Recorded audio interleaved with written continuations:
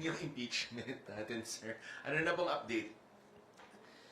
Sa bahagi po natin, may mga kinakausap po tayong people's organizations na actually ay naghahanda na rin naman talaga and tentatively ay tinatanaw na within this week ay ma-file. Although maglalabas din ng formal na media advisory, kaya din po siya hindi talaga matatakan kung kailan kasi meron po tayong mga uh, leaders ng iba't ibang organizations na actually naghahabol na gusto din talaga nila ay maging bahagi sila ng complainants. Ganun na po talaga ka ano din ka pursigido yung iba't ibang mga sectors na maging bahagi ng pagsisimula nitong formal proceedings ng impeachment.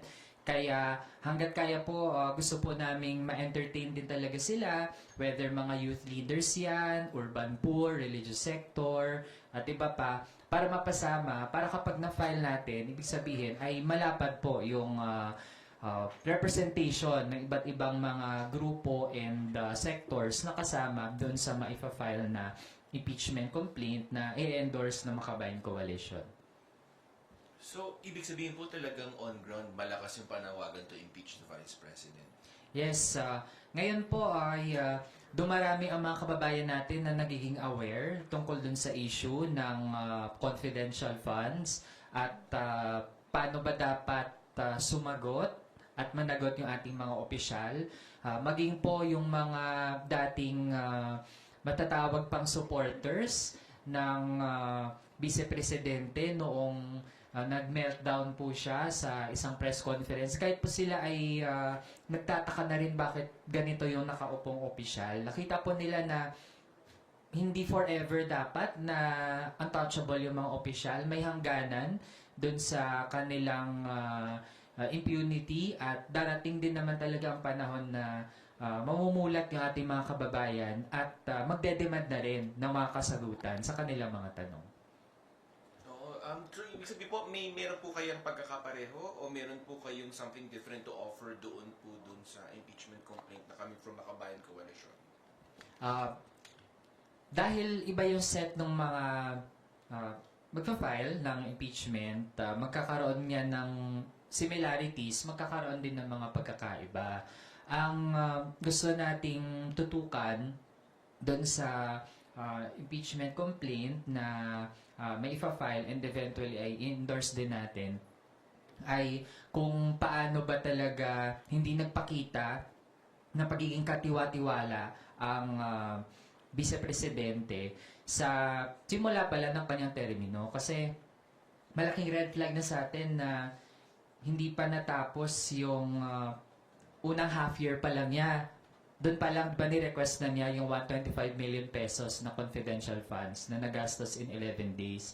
At nung simula pa nga lang, di ba, kokonti pa lang yung mga mambabatas na nakita na merong mali doon. Pero dahil nagpursige tayo, tinulak natin na pag-usapan yon, fast forward, umabot tayo sa ganito punto na okay, nabigay yung pera, tapos okay, hindi naman talaga pala nagastos ng tama. So, ibig sabihin, we've come to this point na, well, sana hindi natin narating yung ganitong point, di ba, na may naupo pa na magwawaldas lang din ng pera ng bayan, pero then again, since we've been here, edi gawin natin kung ano yung kailangan gawin. So, naupo siya, gumawa ng mali, kung hindi naman na dapat pang magtagal, edi dapat nang matanggal. Yes po. Yung impeachment process, tingin nyo aabot po ba ito? Yung impeachment complaint sa base sa proseso na alam po ninyo? May oras pa ba? May panahon pa po ba? Well, tingin ko dahil December 18 pa, yung last day ng session ng House of Representatives, ako optimistic ako na merong sapat na panahon, tapos merong time pa before the campaign period kasi ang session ng Congress magre-resume po siya by January 13 after nung holiday break. So ibig sabihin may ganong panahon pa para sa mga senador na upuan din talaga ang impeachment complaint na ipo-forward ng Kamara, assuming nga na ayun, susulong siya. And we owe it to the people. Trabaho po natin yung asikasuhin talaga ang anumang impeachment complaints na maipa-file. Tingin natin hindi siya waste of time kasi kung waste of time siya, bakit nasa konstitusyon na merong nakalagay kung paano ba dapat isagawa ang isang impeachment? Yan. Thank you. Kong Raul, you did mention may panahon pa, pero when it comes to suporta, may suporta naman po ba from the lower house? 1/3, despite the text message po ni Pangulong Marcos sa kanyang allies na parang discouraging ouster moves against the Vice President. I can't speak in behalf sa mga colleagues natin, lalo na we are in the minority bloc, na ilan lang din lamang at ang kalakhan talaga ay bahagi ng supermajority. Pero kung personal na pagtingin ko lang din, ako tingin ko ay merong posibilidad na maaprubahan din naman ito ng Kamara. Given yung naging exhaustive na mga hearing ng Blue Ribbon Committee, yung mga naging incisive na tanong ng ating mga kapwa mambabatas at yung nakuhang mga sagot, or even yung mga hindi direct na mga pagsagot na nag-indicate din naman ng pag-evade dun sa accountability sa use of public funds. Lahat po nang yan ay naging mga batayan para mag-gauge natin ang responsibility ng nakaupong vice-presidente. At nagtiwala din naman tayo na nakinig, nakialam, kahit yung mga kapwa mambabatas natin na personally ay hindi nakadalo dun sa mga hearing. Kaya kung 1/3 at 1/3, tingin natin ay merong chance na maaabot natin yung tanong bilang. On the procedure lang po. Kasi may nag-file na po yesterday ng unang impeachment complaint. Pag na-refer na po ba ito sa committee before kayo mag-file ng impeachment complaint ninyo, hindi na po ba ma-entertain yung inyong complaint? Ganun po ba? That would depend din dun sa aabutin. Kasi, for example, kung meron ng sinimulang talakayan yung isang committee, tapos hindi pa naman niya nasarahan yung kanyang mga hearing, at meron pang pumasok, pwedeng incorporate yon or emerge dun sa ano na yung mga present na pinag-uusapan. So actually, since nandito na rin naman tayo, kung meron pang ang ibang mga kababayan din natin na gusto mag-initiate ng kanilang sariling impeachment complaint, ay ini-encourage po natin yan. Ibig sabihin, merong i-endorse ang Makabayan Coalition, pero this doesn't stop us from expressing our solidarity dun sa iba pa nating mga kababayan who might have other angles or other points na gusto nilang ilagay sa kanilang articles of impeachment. Bahagi po ito ng demokrasya. Gusto nating hikayatin talaga yung mas maraming mga pwedeng mag-file. Para, ayun, kung marami nga, edi lahat ng yan ay pwede i-consolidate sa appropriate committee.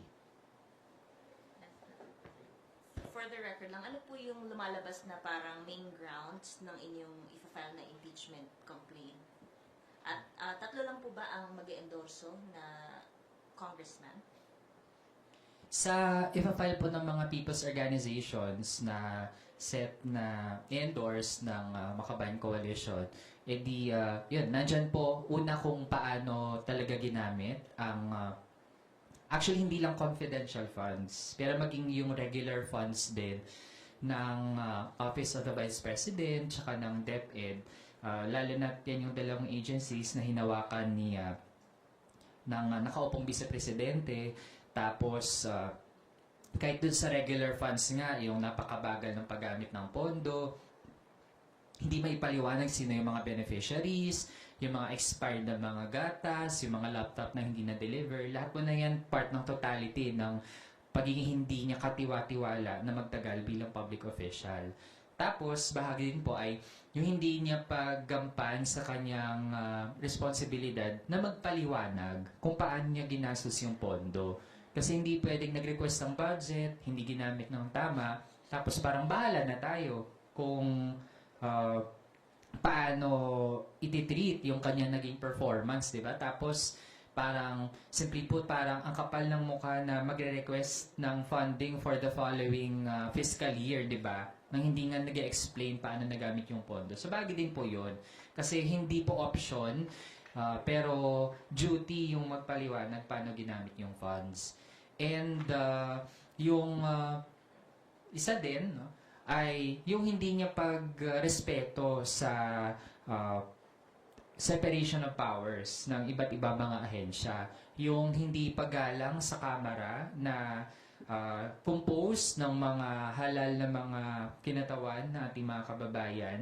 Bahagi din po yan ng ating pagtingin na kung merong high official na hindi nare-recognize yung tasks ng bawat branch of government, hindi po yan magandang ehemplo. Hindi lang sa kabataan, pero sa mga kababayan. Yan po yung mga main points.